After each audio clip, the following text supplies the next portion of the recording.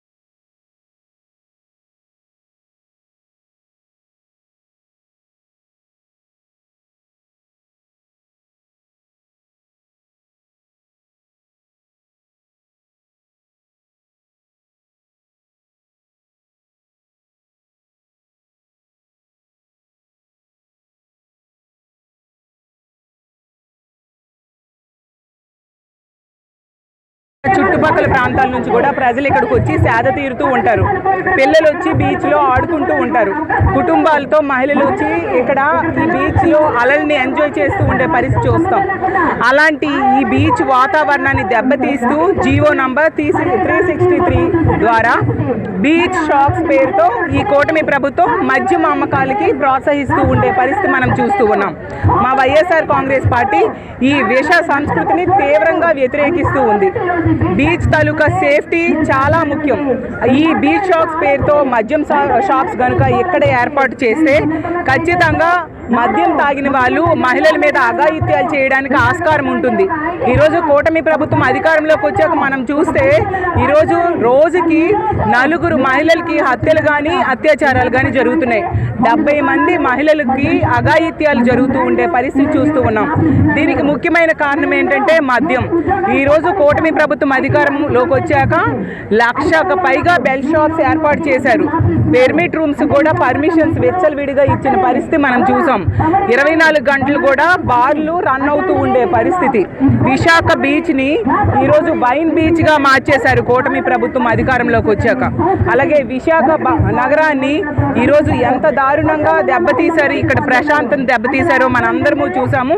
అలాగే తీసుకుంటే ఎంపీ భరత్ గారు 5 లక్షల ఓట్ల మెజారిటీ ఈ విశాఖపట్నం ప్రజలు ఇస్తే అతను ఎంత నిర్లక్ష్యంగా బాధ్యతారాహిత్యంగా మాట్లాడుతున్నారో మనందరము చూసాం.